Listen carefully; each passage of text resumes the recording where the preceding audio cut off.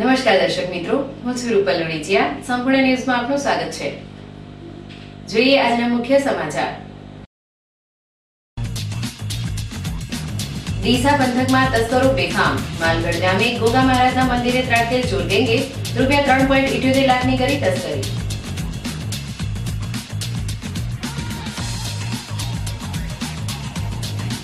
થરાના મેટકોલ ગામે રિક્ષા પલટી જતા સર્જાયો અકસ્માત.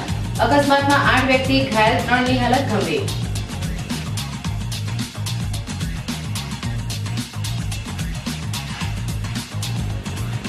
લાખની પંથકમાં પશુઓની ચોરી કરતી ગેંગ ઝડપાઈ. વાસણા ગામે થોડેદારે બકરાની ઉઠાંતરી કરતા 2 શખ્સોને કરાયા પોલીસના હવાલે.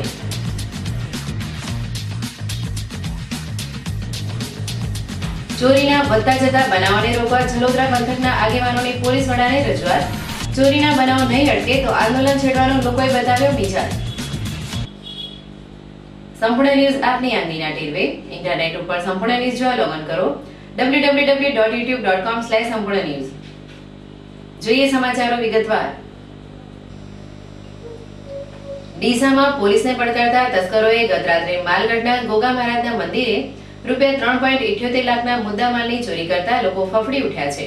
આ મામલે પોલીસે ફરિયાદ નોંધી તપાસ હાથ ધરી છે.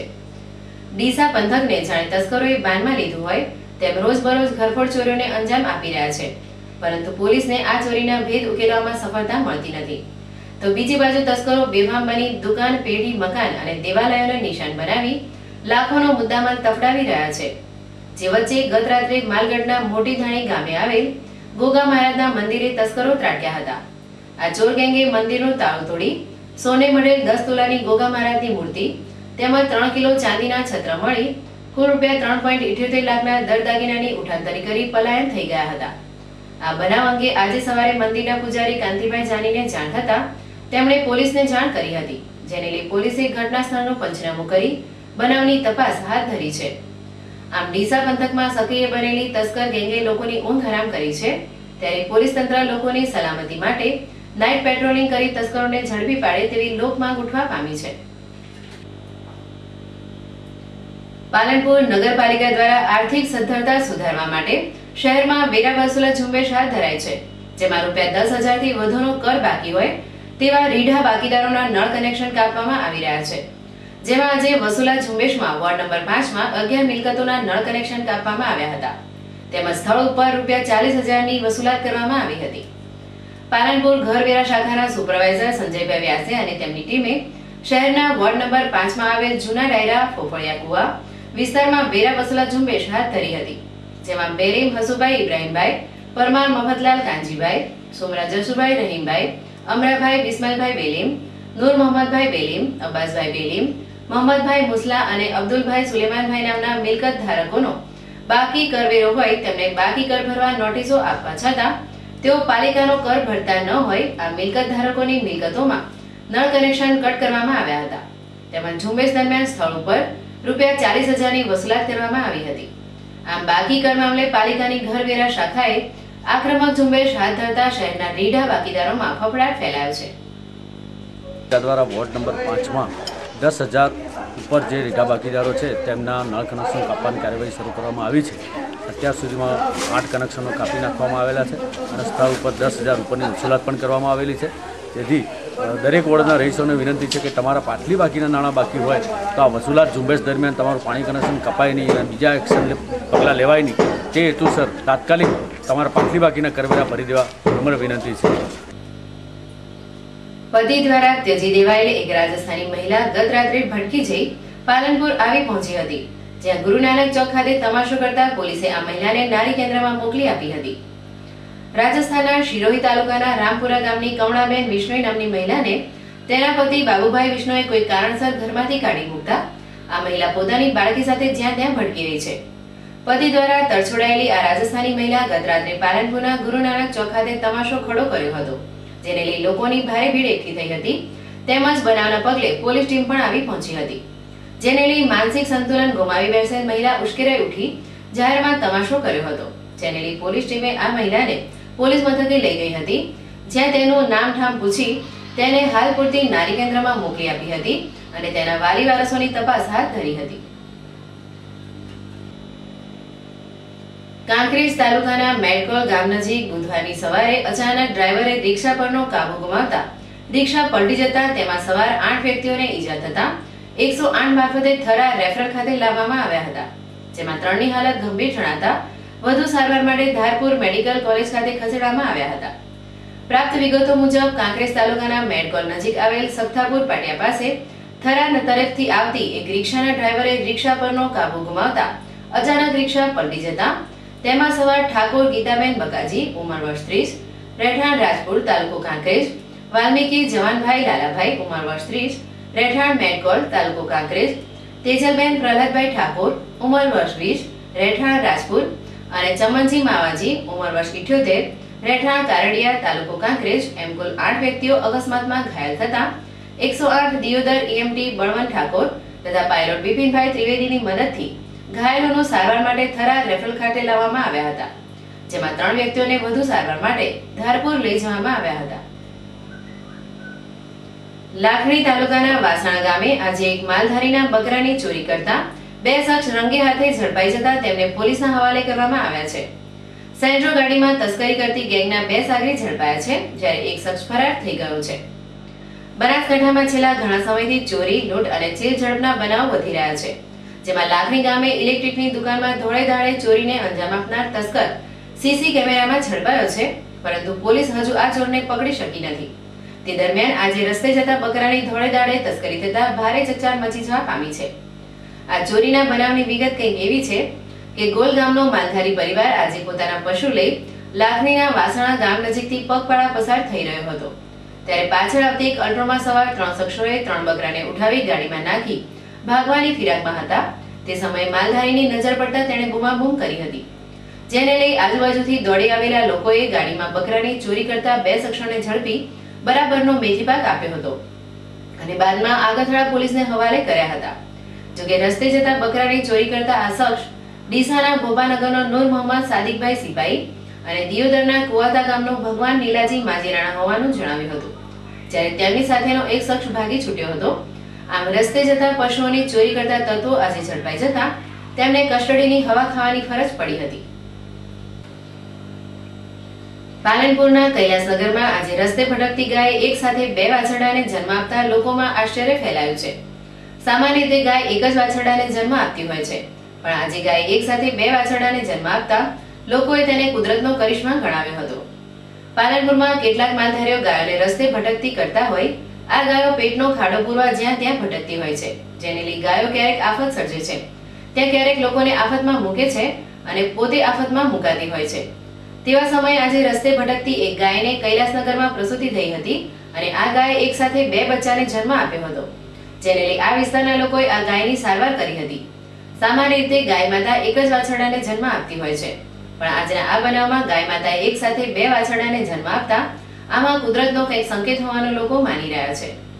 નગરમાં આજ એક ગાયે 2 વાછરડાને જન્મ આપ્યો છે અને કુદરતનો એવો કેર છે કે કોઈ દી 2 વાછરડાને જન્મ ગાયો આપતી નથી. આજ પહેલી વાર જોયું 2 વાછરડાને ગાયે જન્મ આપ્યો છે અને કૈલાસનગરની સોસાયટીમાં આ ગાયને લોકો સારવાર કરે છે.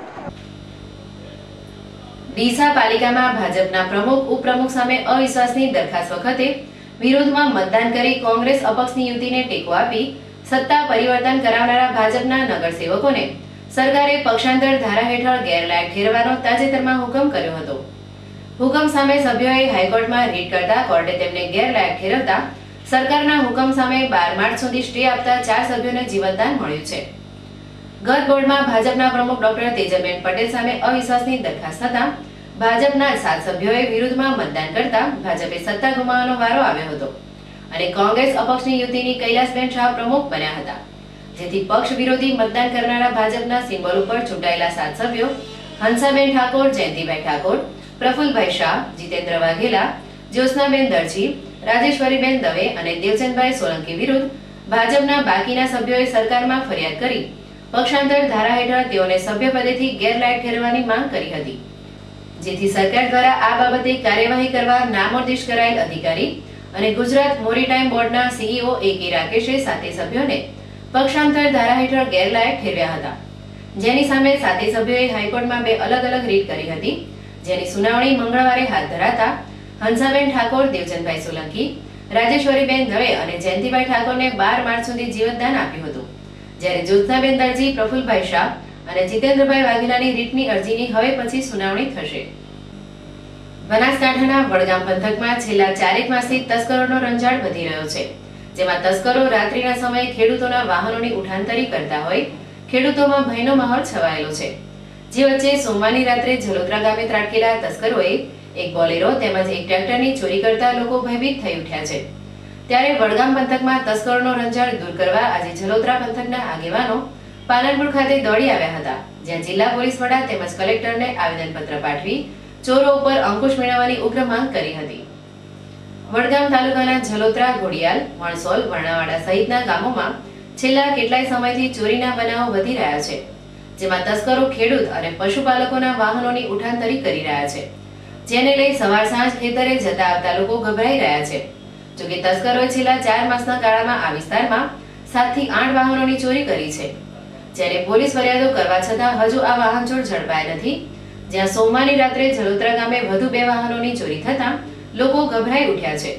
ત્યારે જલોત્રા પંથકના ગામડાઓમાં ચોરીઓને અંજામ આપતી ગેંગને ઝડપી પાડવા માટે આજે જલોત્રા તેમજ આજુબાજુના ગામોના આગેવાનો જિલ્લા પોલીસ વડા તેમજ કલેક્ટરને રજૂઆત કરવા પાલનપુર ખાતે દોડી આવ્યા હતા, જ્યાં ડીએસપી ડીબી વાઘેલાને આવેદનપત્ર પાઠવી જલોત્રા પંથકમાં આતંક મચાવતી વાહનચોર ગેંગને ઝડપી પાડવા ઉગ્ર માંગ કરી હતી.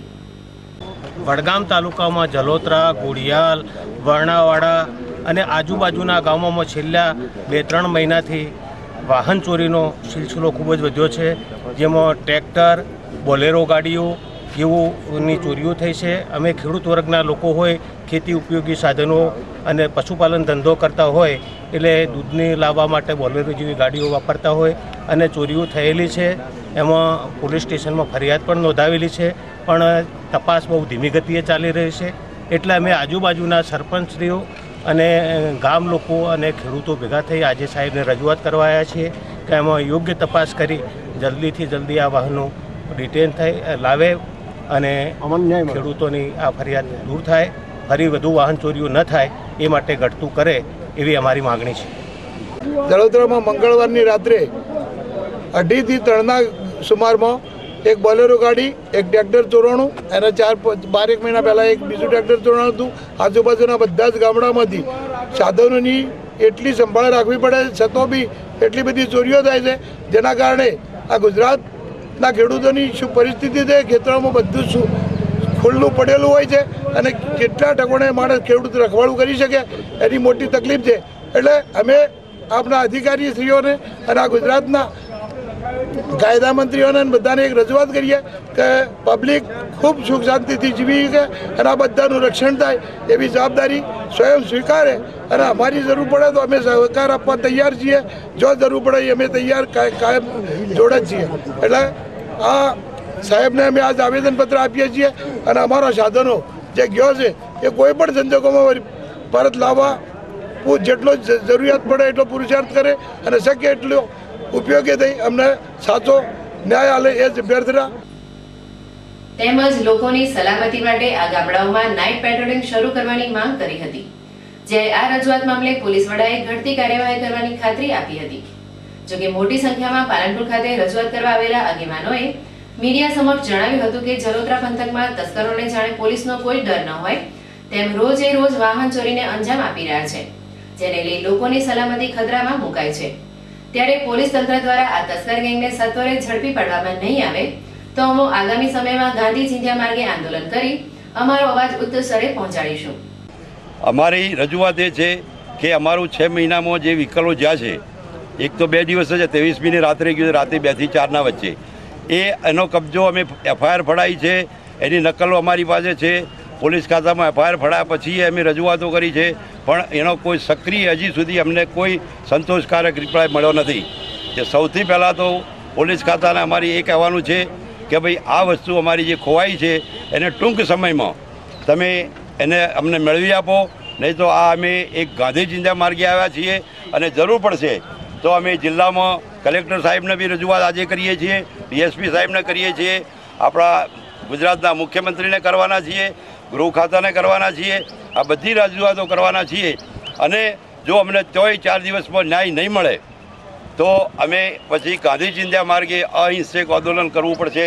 તો વડગામ તાલુકાના ખેડૂતો, જાગૃત ખેડૂતો બધા ભેળા થઈ અને રેલીના રૂપમાં પણ આ અમારી જે પ્રશ્ન ઊભો થયો છે એનું સોલ્યુશન નહીં મળે ત્યાં સુધી અમે જંપીને બેસવાના નથી. આ જલોત્રા પંથકમાં તડખાડ મચાવતા તસ્કરો પોલીસ માટે એક ચેલેન્જ રૂપ બન્યા છે. ત્યારે પોલીસને તસ્કરો પકડવામાં સફળતા મળે છે કે કેમ તે જોવું રહ્યું. ફરી એક નજર આજના મુખ્ય સમાચાર ઉપર. ડીસા પંથકમાં તસ્કરો બેફામ. માલગઢ ગામે ગોગા મહારાજના મંદિરે ત્રાટકેલ ચોર ગેંગે રૂપિયા 3.78 લાખની કરી તસ્કરી.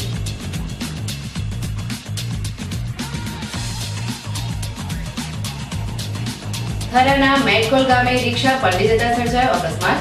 અકસ્માતમાં 8 વ્યક્તિ ઘાયલ, 3ની હાલત ગંભીર.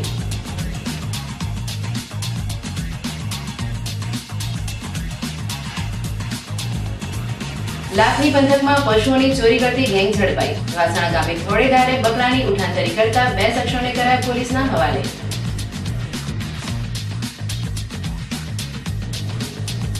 ચોરીના વધતા જતા બનાવોને રોકવા જલોત્રા પંથકના આગેવાનોની પોલીસ વડાને રજૂઆત. ચોરીના બનાવો નહીં અટકે તો આંદોલન છેડવાનો લોકોએ બતાવ્યો મિજાજ. આ હતા અત્યાર સુધીના સમાચાર. વધુ સમાચાર સાથે ફરી મળીશું. નમસ્કાર.